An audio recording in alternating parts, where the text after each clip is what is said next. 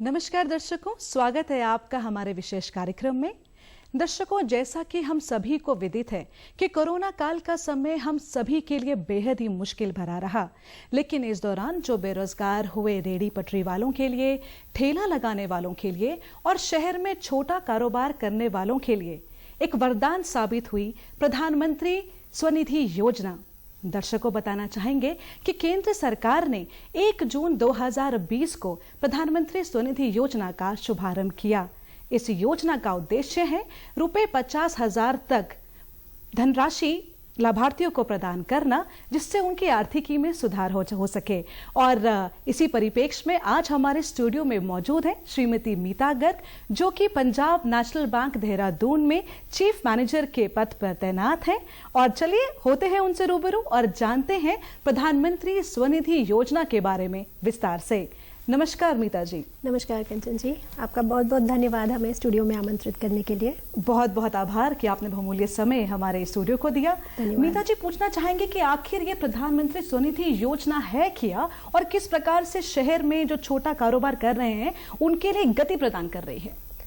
Basically ये जो जैसा कि आपने बताया अभी, पीएम स्वनिधि जो है वो प्रधानमंत्री स्ट्रीट वेंडर्स के लिए उनकी स्वनिधि मतलब उनकी एक स्व पूंजी कार्यशील पूंजी बनाने के लिए, जिसमें कि जो उनकी छोटी सी कार्यशील पूंजी से वो अपना बिजनेस स्टार्ट कर सके, उसके लिए बेसिकली ये स्कीम लाई गई थी। और कोविड में इसलिए इस स्कीम को लाया गया था कि जिन लोगों का बिजनेस ठप हो गया है, जो कि अभी उठना चाहते हैं, अपनी आर्थिक स्थिति बेहतर करना चाहते हैं, उसके लिए वो स्टार्ट कर सकते हैं।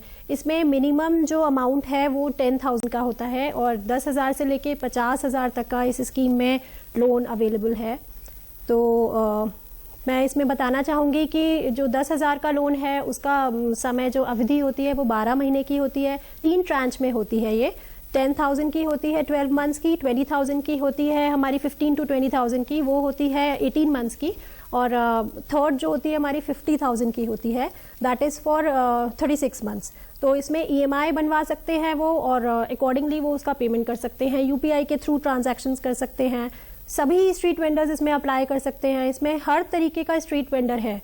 मतलब हमारी स्ट्रीट वेंडर्स की अगर हम कैटेगरी देखें तो उसमें एक नाई से लेके मोची भी आता है, हमारा रेलवे स्टेशन पे जो किताब लगाने वाला हॉकर है वो भी आता है, साइकिल पे जो कपड़े बेचता है हॉकर वो भी आता है, जो टिफ़िन सर्विस प्रोवाइड कराते हैं वो लोग भी आते हैं, बहुत ही छोटे छोटे फल सब्जी बेचने वाले, और सरकार ने हर तरीके के छोटे वेंडर्स को इसमें इंक्लूड किया।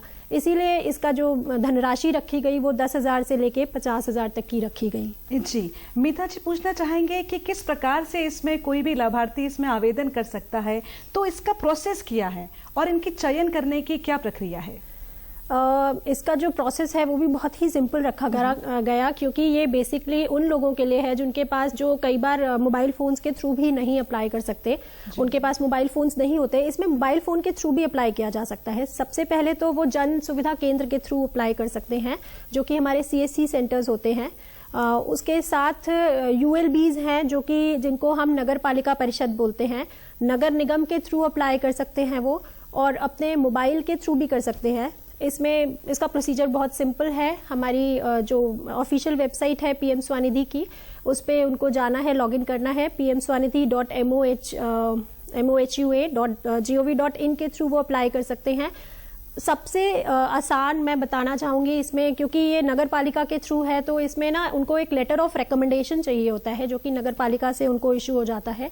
तो अगर वो ULB में जाएंगे तो बहुत आराम से उनकी एप्लीकेशन ULB अपने आप ही उसको लॉगिन कर देता है और अकॉर्डिंगली वो बैंक्स में हमारे पास एक PMS नंबर के थ्रू जनरेट होकर आ जाती है। तो मीता जी, क्या इसमें कौन कौन से डॉक्यूमेंट्स लगते हैं? यदि आवेदनकर्ता के आप बता पाएंगे किस प्रकार के डॉक्यूमेंट्स लगते हैं इसको आवेदन करने के लिए? बस उसके KYC डॉक्यूमेंट्स चाहिए होते हैं। आधार पैन होता है, जो कि लिंक्ड मोबाइल नंबर हो, ये सबसे ज़्यादा ज़रूरी है। ये ध्यान रखने वाली चीज़ है कि वो मोबाइल नंबर जो है वो उसका आधार से लिंक्ड हो, और जो भी प्रेफर्ड बैंक वो अकॉर्डिंगली देता है उसके थ्रू वो आवेदन कर सकता है अपना। और डॉक्यूमेंट्स इसमें ज़्यादा कुछ डॉक्यूमेंट्स रिक्वायर्ड नहीं होते हैं।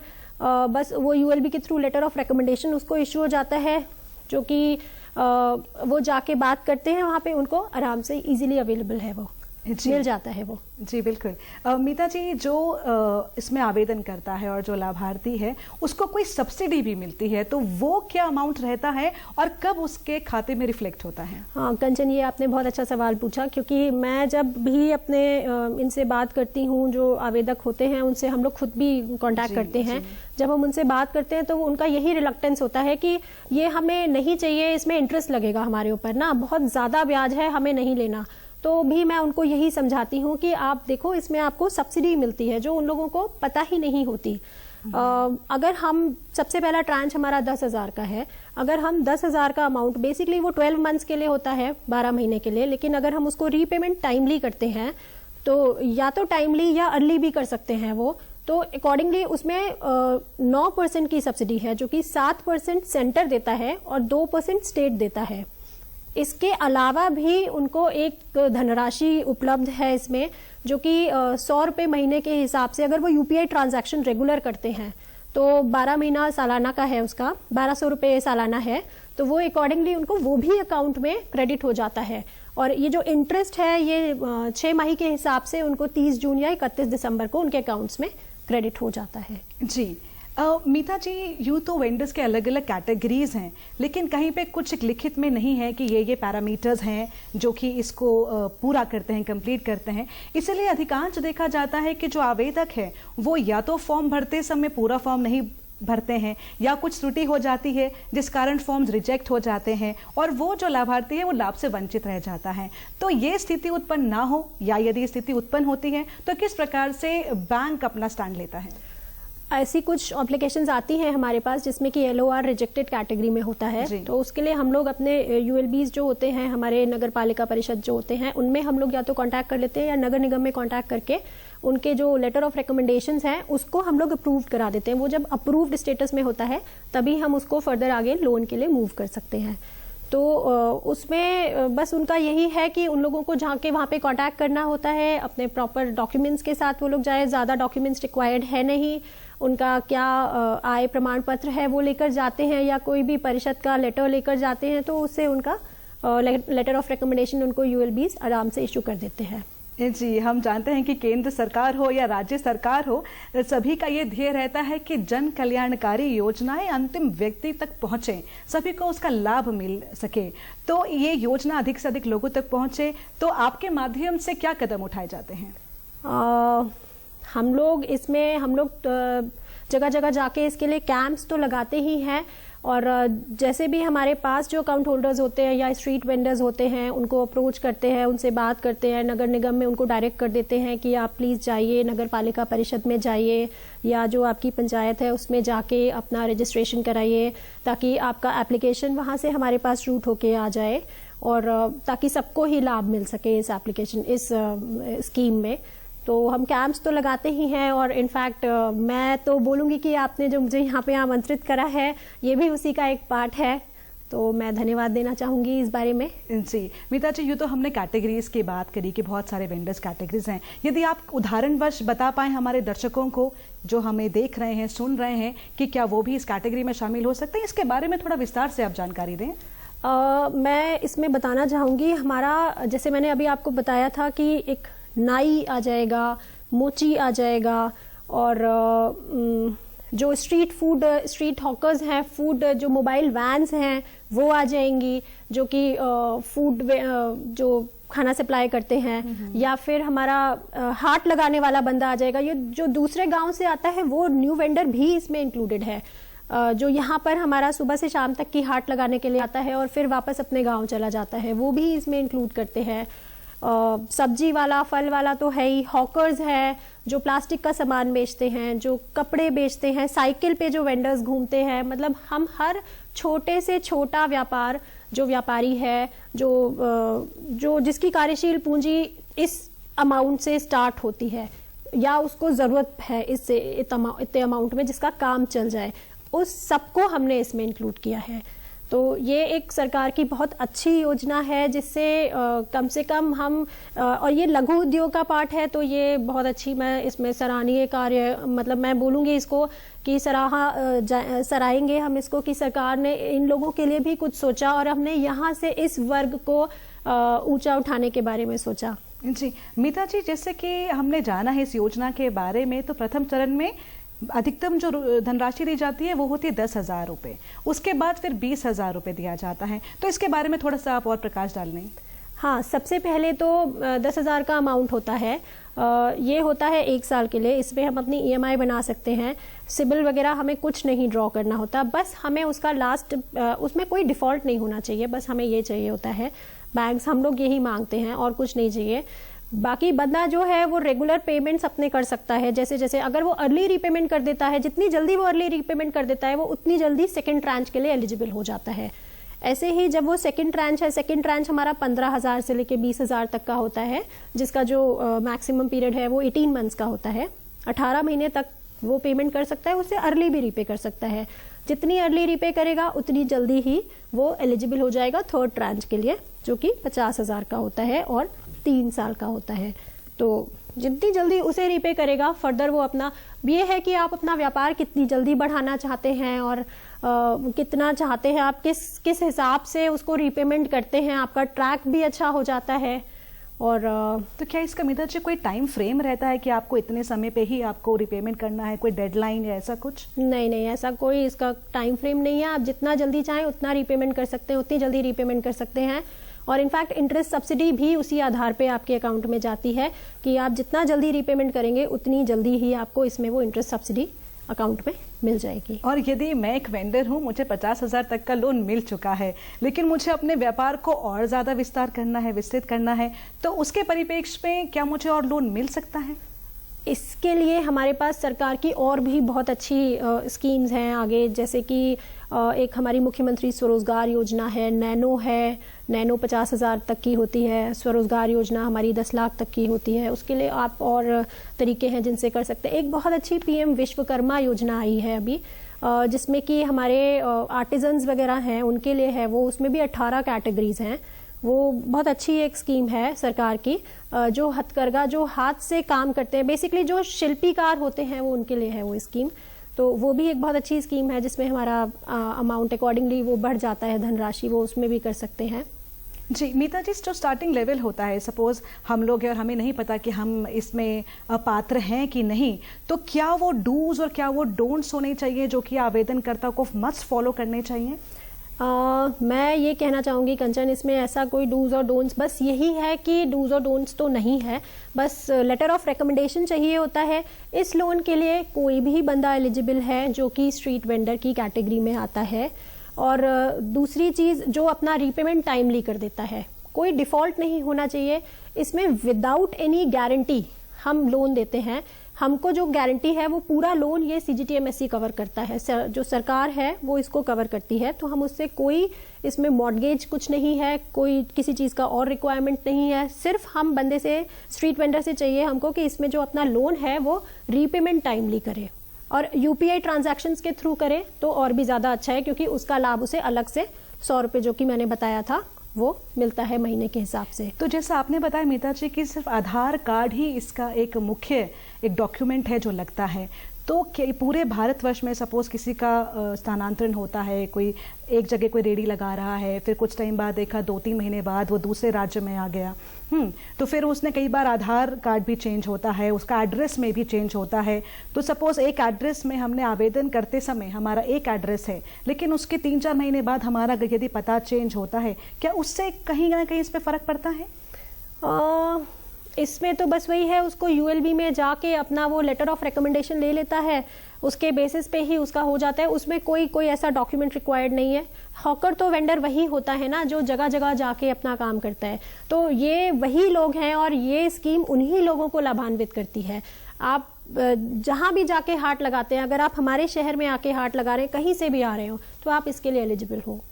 तो जी, तो सबसे पहला मतलब आपने कहा कि कोई भी वेंडर है उसको सबसे पहले इस योजना का लाभ लेने के लिए सबसे पहले एक सेंटर में जाना पड़ेगा। हाँ, और वहीं से फिर उसको आवेदन करना होगा। बिल्कुल, अपना वो जन कल्याण केंद्र जो है वहां भी जाके कर सकता है, ULB के थ्रू भी कर सकता है, जैसा कि मैंने नगर पालिका का बताया। और वो इसमें अपने आप फोन के थ्रू भी कर सकता है, PM स्वनिधि पे लॉगिन करके। वो भी बहुत आसान तरीका है, उसमें भी कोई दिक्कत नहीं है। जी, तो तो ये प्रधानमंत्री स्वनिधि योजना क्या केवल सरकारी बैंकों से ही प्राप्त की जा सकता है इस योजना का लाभ, या फिर निजी बैंक से भी लाभ प्राप्त किया जा सकता है? हाँ, ये किसी भी बैंक में, उसमें बेसिकली प्रेफर्ड बैंक उसको डालना होता है, प्रेफर्ड या नॉन प्रेफर्ड, वो जो भी डालना चाहे। सरकारी भी है और प्राइवेट बैंक्स भी आते हैं इसमें, वो कहीं से भी ले सकता है। वो जहाँ से लाभ लेने में उसको कंफर्टेबल हो वो वहाँ जा सकता है, कोई प्रॉब्लम नहीं है। बस उसको अपना प्रेफर्ड अकाउंट नंबर उसको अपना डालना होता है और प्रेफर्ड बैंक ऑप्ट करना होता है। अगर प्रेफर्ड बैंक सरकारी बैंक है तो बिल्कुल वो सरकारी बैंक के थ्रू ही अपना अप्लाई करे, उसमें कोई प्रॉब्लम नहीं है। पर वो निजी से भी ले सकता है, उसमें भी कोई दिक्कत नहीं है। और हमने सुना है कि पंजाब नेशनल बैंक बहुत बेहतरी से कार्य कर रहा है इस योजना के प्रति, तो अभी तक कितने आंकड़े आपने पार कर लिए हैं और किस प्रकार से आप इसमें गति प्रदान कर रहे हैं? हाँ, इसमें पीएनबी ने अभी बहुत अच्छा, हमारे पंजाब नेशनल बैंक के रिजल्ट्स भी इनफैक्ट अभी Q2 के पब्लिश हुए हैं, तो उसके बेसिस, उसके आंकड़ों के बेसिस पे सापेक्ष मैं बताना चाहूँगी कि हमने जो सैंक्शन है उसमें 200% का अपना टारगेट अचीव कर लिया है, और जो डिसबर्समेंट में है उसमें करीब 250 के आसपास है हमारा।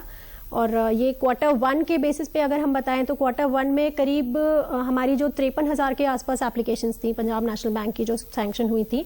इस बार Q2 में हमने उसके अगेंस्ट में 1,58,000 के आसपास सैंक्शन करी हैं। और यहीं मैं अगर डिसबर्समेंट की बात करूं तो डिसबर्समेंट में भी हमारा 244% का जो हमने अचीव करा है, अचीवमेंट है, उसमें हमारी करीब 1.5 लाख के आसपास सैंक्शन हो गए, डिसबर्समेंट हो गए हैं जो सैंक्शन हुए थे। तो हमारा ये तो था हमारा on the whole Punjab National Bank का अचीवमेंट। इसमें मैं अपने देहरादून जोन का भी बताना चाहूँगी। हमारे जोन में 4 सर्कल्स आते हैं, देहरादून सर्कल, हल्द्वानी, हरिद्वार और टिहरी।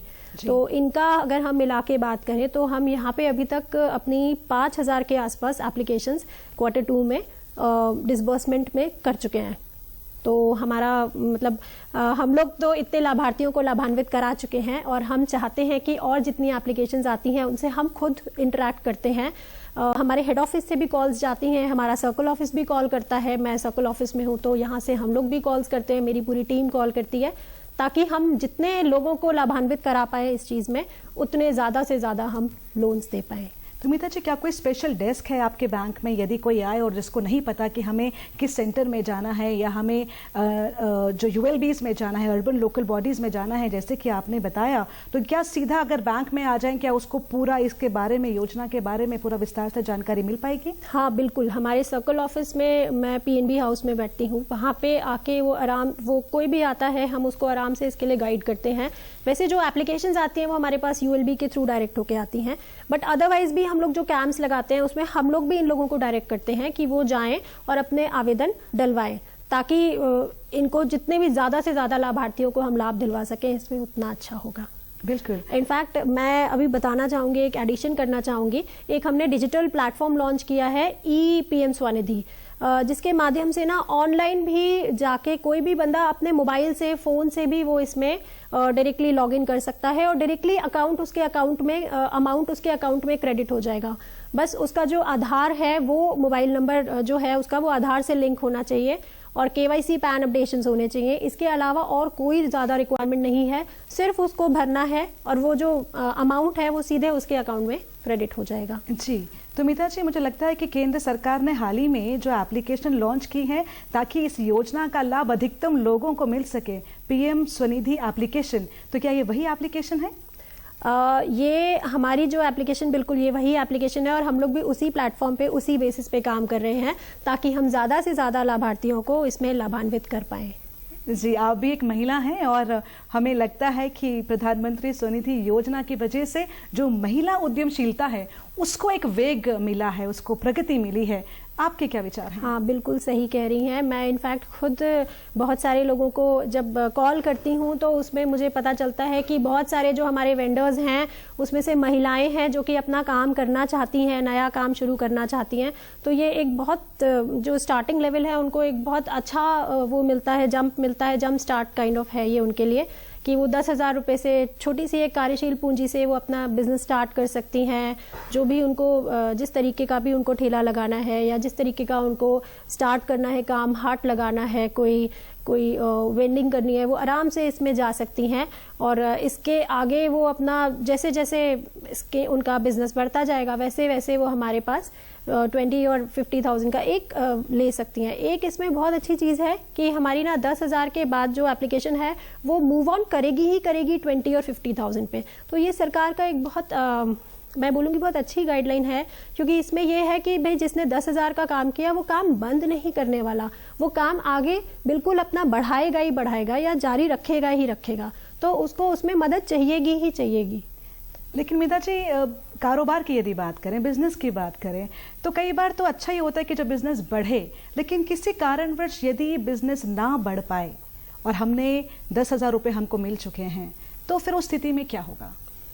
उस स्थिति में बंदा आएगा, वो वेंडर बिल्कुल हमारे पास आते हैं, एप्लीकेशंस देते हैं, हमारी कुछ SOP गाइडलाइंस होती हैं, वो अकॉर्डिंगली हमको फॉलो करनी होती हैं। तो उसमें वो लोग अगर जैसे बंद हो गया किसी का बिजनेस, तो वो हमको लिख के दे सकता है कि मैं आगे कार्य नहीं कर रहा हूँ और अकॉर्डिंगली मुझे इसमें लोन नहीं चाहिए। बट इसका जो बंद करने का इसका एप्लीकेशन का होता है वो सिर्फ और सिर्फ सरकार के पास है। तो हम लोग भी अपनी एप्लीकेशंस आगे फॉरवर्ड ही करते हैं, तो वो सरकार इसमें अकॉर्डिंगली उन लोगों को कम्युनिकेट कर देती है और वो हम लोग वापस हो जाती हैं एप्लीकेशंस। बट कोशिश यही करते हैं कि इसमें रिजेक्शंस ना हो और ज़्यादा से ज़्यादा हम सैंक्शन करें। इनफैक्ट अभी हमने रिसेंटली 14 सितंबर को हमारे बैंक ने एक इसका कैंपेन मोड में एक वो किया था डिसबर्समेंट, जिसमें हमने 50,000 एप्लीकेशंस एक साथ डिसबर्स करी थी। तो वो मैं कहूँगी एक हमारा पंजाब नेशनल बैंक का एक बहुत अच्छा इनिशिएटिव था, जिसके थ्रू हम इतने सारे लाभार्थियों को एक साथ लाभ दे पाए, एक साथ अपने साथ जोड़ पाए और फर्दर इनकी एप्लीकेशंस अब वो आगे मूव करेंगी, तो वो कुछ सेकंड ट्रांच के लिए हैं, कुछ थर्ड ट्रांच के लिए हैं। तो इतने लाभार्थी हमारे साथ जुड़ते जा रहे हैं जी। और यदि हमने दिखा दिया कि हम एक वेंडर हैं और 10,000 रुपये का आवेदन हमने किया और हमको मिल भी गया वो रुपया, लेकिन हमने आगे कुछ किया ही नहीं, तो क्या कोई मॉनिटरिंग बॉडी है ऐसे मीता जी जो कि ये चेक भी करे कि जो 10,000 रुपये पहली बार दिए गए हैं वो इस्तेमाल हो भी रहे हैं? कोई एक मॉनिटरिंग टीम या ऐसा कुछ है क्या प्रावधान इस योजना में? बैंकर्स ही है, बैंक में हमारी जो टीम है वो मॉनिटरिंग करती रहती है, क्योंकि ये वर्किंग कैपिटल लिमिट होती है। तो डेफिनेटली इसीलिए सरकार ने इसमें एक UPI पेमेंट का ऑप्शन रखा है कि अगर आप UPI के थ्रू उसमें पेमेंट मंगवा रहे हैं, उसी से हमें पता चल जाता है, वो मॉनिटरिंग होती है कि हाँ ये जो वेंडर है इसका काम चल रहा है और ये अपना रेगुलर काम कर रहा है। उसी के बेसिस पे सरकार उसे सब्सिडी भी आगे देती है इसमें।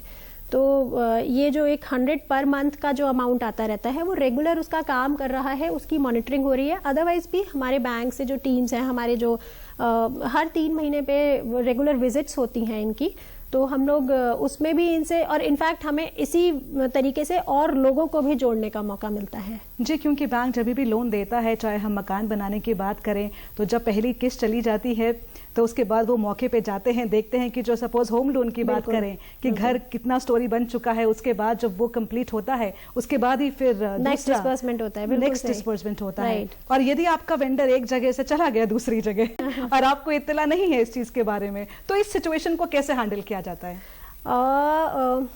अभी तक तो ऐसी कोई समस्या वैसे हमारे सामने आई नहीं है, इस तरीके का कोई केस आया नहीं है कि बंदा यहाँ वेंडर यहाँ पे उसने अपनी रेडी लगाई और उसके बाद वो उठ के दूसरे किसी शहर में चला गया है। बट मेरे हिसाब से जो इसमें ULBs हैं उनका रोल, जो हमारी नगर पालिका है उनका रोल आ जाता है कि अगर वो दूसरे किसी उसमें जाता है तो फिर उसकी एप्लीकेशन उधर ट्रांसफ़र कर दी जाती है और अकॉर्डिंगली वो वहाँ से सैंक्शन हो जाती है। वो जिधर भी, क्योंकि ये तो पूरी ऑल ओवर इंडिया है, ये पैन इंडिया बेसिस पे है ये तो स्कीम, तो ये जिधर भी वो हॉकर हमारा गया अकॉर्डिंगली वो उधर ट्रांसफ़र हो जाएगी। वो अपना प्रेफर्ड बैंक देगा, वो अकॉर्डिंगली वहाँ से उसको सेकेंड ट्रांच या थर्ड ट्रांच जो भी है जिसके लिए वो एलिजिबल है वो उसको मिल जाएगा। जी मीता जी, क्या हमारे पास कोई आंकड़े हैं कि हमारे पास एक शहर में कितने लोग पंजीकृत हैं वेंडर की कैटेगरी में, या ऐसा कुछ प्रावधान है जिसके माध्यम से हमको पूरी सूची मिल जाए कि हमारे इस पर्टिकुलर एरिया में इतने लोग हैं? क्योंकि हम आए दिन देखते हैं कि नई ही कुछ वेंडर्स दिखाई देते हैं पर्टिकुलर एरिया में, तो वो एक कैसे आप लोग डील करते हैं? ये आंकड़ों के लिए तो मैं इनफैक्ट बोलूँगी कि ये तो नगर पालिका का हमारा होता है कि वो अपना हिसाब रखते हैं कि कितने वेंडर्स को उन्हें अप्लाई कराना है। ये सारा जो है ये वहीं से रूट होती हैं एप्लीकेशंस, तो ये नगर पालिका का होता है, वहाँ से वो रूट कराते हैं, जितनी नंबर ऑफ एप्लीकेशंस उसमें जाते हैं अकॉर्डिंगली वो कराते हैं। उनके पास नंबर ऑफ वेंडर्स की भी लिस्ट होती है, जो उसमें पंजीकृत होता चला जाता है वो उसको भेजते जाते हैं। तो नगर पालिका और बैंक के बीच में सामंजस्य होना बहुत जरूरी है। तो इसको आप कैसे देखते हैं? इसको जो हमारे नगर पालिका जो नगर निगम के अध्यक्ष, जो नगर निगम हमारे हैंडल करते हैं, हम उन्हीं से इसमें टच में रहते हैं। और इनफैक्ट एक ना हमारी ये इंटीग्रा टीम है जिनके थ्रू हम हमारे हेड ऑफिस ने इनको एलोकेट करे है ये टास्क, तो इनके थ्रू हम टच में रहते हैं कि ज़्यादा से ज़्यादा लोगों को हम इस पे स्कीम पे लॉगिन कराएं और इनका लाभ दिलाएं और इनको स्कीम के बारे में बताएं। तो ये भी हमारी जो एक टीम है वो इसमें बीच में लाइजनिंग में रहती है। तो क्या बैंकर्स ही हैं जो आपके जूनियर्स आते हैं, उनको भी आप प्रशिक्षण, प्रॉपर ट्रेनिंग एंड डेवलपमेंट होता है उनका भी इस योजना के प्रति, या जो भी सरकारी योजना चल रही हैं, ताकि वो भी आम जन तक उसको प्रॉपर तरीके से समझा पाएं? हाँ, हमारी टाइम टू टाइम ट्रेनिंग्स होती रहती हैं। अकॉर्डिंगली जो भी गवर्नमेंट स्पॉन्सर्ड स्कीम्स आती रहती हैं, हमारे सर्कुलर्स आते रहते हैं, अकॉर्डिंगली हम उसमें समझते रहते हैं, चीज़ों को देखते रहते हैं और जो भी स्कीम की गाइडलाइंस होती है वो अकॉर्डिंगली हम बताते हैं। जी बिल्कुल मीता जी, आपसे प्रधानमंत्री स्वनिधि योजना के बारे में चर्चा करके बहुत कुछ सीखने को मिला। मुझे उम्मीद है कि हमारे दर्शकों को भी बहुत कुछ सीखने को मिला होगा मीता जी से प्रधानमंत्री स्वनिधि योजना के बारे में। और यही कहना चाहूँगी कि टूटने लगे हौसले तो ये याद रखना, बिना मेहनत के तक तो ताज नहीं मिलते, ढूंढ लेते हैं अंधेरों में मंजिल अपनी, जुगनू किसी रोशनी के मोहताज नहीं होते। और इन पंक्तियों के साथ मैं पुनः हमारे स्टूडियो में पधारने के लिए श्रीमती मीता गर्ग जी का बहुत बहुत तहे दिल से धन्यवाद करना चाहूंगी। और दर्शकों को ये कहना चाहूंगी कि अधिक से अधिक लोग प्रधानमंत्री स्वनिधि योजना का लाभ उठाएं, क्योंकि यही एक योजना है जो आपको आत्मनिर्भर बनाने में सक्षम है और बेहद ही एक सफल योजना है। इसी के साथ हम पुनः हमारे आज के मेहमान श्रीमती मीता गर्ग जी का बहुत बहुत धन्यवाद स्टूडियो में पधारने के लिए। नमस्कार। Thank you Kanchan, thank you.